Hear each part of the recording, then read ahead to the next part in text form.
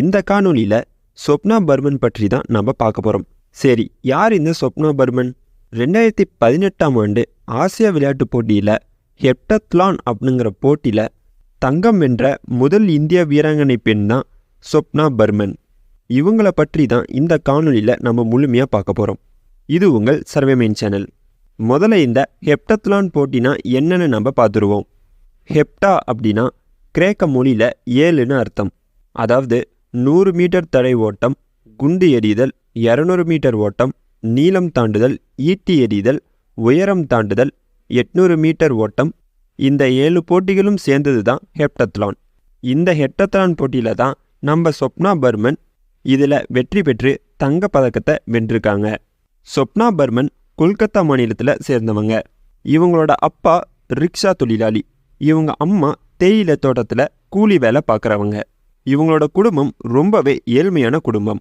ஒரு நாளைக்கு 2 வேளை உணவு தான் அவங்களால சாப்பிட முடியும். ஸ்வப்னாவோட தந்தை கடினமாக வேலை செஞ்சதுனால அவங்களுக்கு மூளை பக்கவாதம் பாதிக்கப்பட்டு படுத்த படுக்கையோட இருக்காரு.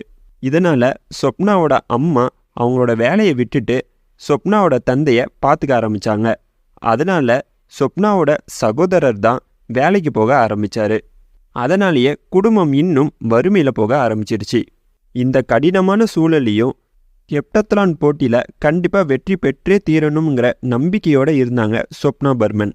அதுக்காக கடினமாக பயிற்சி எடுக்க ஆரம்பித்தாங்க. ஸ்வப்னாவோட கடினமான பயிற்சியும் ஆர்வத்தையும் பார்த்த பயிற்சியாளர் சுபாஷ் சர்க்காருங்கிறவர் இன்னும் அதிகமாக ஸ்வப்னா பர்மனுக்கு பயிற்சி கொடுக்க ஆரம்பிக்கிறாரு. என்னதான் கடுமையான பயிற்சி இருந்தாலும் ஸ்வப்னா அவர்களுக்கு ஒரு பிரச்சனை ஒன்று இருந்துச்சு. அதாவது பிறப்பிலே ஸ்வப்னா பர்மனுக்கு கால் விரல்களில் மொத்தம் 6 விரல்கள் இருந்துச்சு. இதனால் அவங்களுக்கு ஏற்ற மாதிரி ஷூ அமையல. அதனால் சாதாரண ஷூவை போட்டுக்கிட்டு தான் அவங்க ப்ராக்டிஸ் பண்ணுறாங்க. இதனாலேயே அவங்களோட கால் பாதங்களில் அதிகமான வலிகள் ஏற்பட்டுச்சு.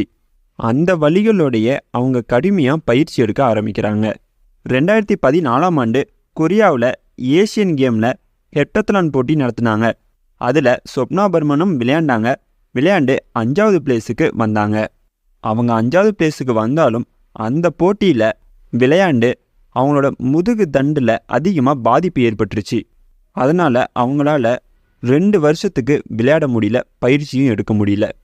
ஏன்னா முதுகு தண்டில் பாதிப்பு ஏற்பட்டதுனாலையும் அவங்களோட கால் பாதங்களில் ரொம்ப வலிகள் ஏற்பட்டதுனாலையும் அவங்களால சுத்தமாக விளையாட முடியல. ஸ்வப்னா பர்மன் 2 வருஷத்தில் விளையாடாமல் இருந்ததாலையும் அவங்களுக்கு அதிகமாக பாதிப்பு ஏற்பட்டதாலையும் அதை பார்த்த நிறைய பேர் ஸ்வப்னா பர்மனுக்கு ஸ்பான்சர் பண்ண யாரும் முன் வரலை. ஒரு நாள் கிரிக்கெட் வீரர் ராகுல் டிராவிட்டுங்கிறவர் ஸ்வப்னாவோட திறமைகளை பார்த்து அவங்களுக்கு ஸ்பான்சர் பண்ண முன் வராரு. அது மட்டும் இல்லாமல் அவங்களுக்கு ஏற்பட்ட பாதிப்பை சரி செய்ய ஒரு நல்ல மருத்துவர்கிட்டையும் கூட்டு போய் சரி செய்ய முயற்சி பண்ணுறாரு. இருந்தாலும் அவங்களோட வலி அவ்வளோ சீக்கிரம் அவங்கள விட்டு போகலை.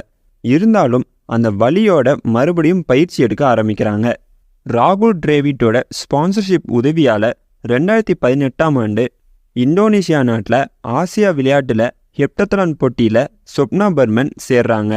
ஹெப்டத்லான் போட்டியில் கலந்துக்கிட்டு 6026 புள்ளிகள் பெற்று முதல் இடத்தை பிடிச்சு தங்கம் வென்றாங்க. அதனால் இந்தியாவில் ஹெப்டத்லான் போட்டியில் ஜெயித்த முதல் பெண்மணியாக ஸ்வப்னா பர்மனை அறிவிக்கிறாங்க. அவங்க ஜெயித்த உடனே நிறைய பேர் பேட்டி எடுக்க வராங்க. அந்த பேட்டியில் அவங்க என்ன சொன்னாங்கன்னா, கால்களில் 6 விரல் உள்ளவங்களுக்கு ஏற்ற மாதிரி ஷூக்கள் தயாரிங்க அப்படின்னு அந்த பேட்டியில் சொன்னாங்க. இவங்களோட வெற்றிக்கு பின்னாடி பல வலிகளையும் காயங்களையும் தாண்டி தான் இவங்க வெற்றி பெற்றிருக்காங்க.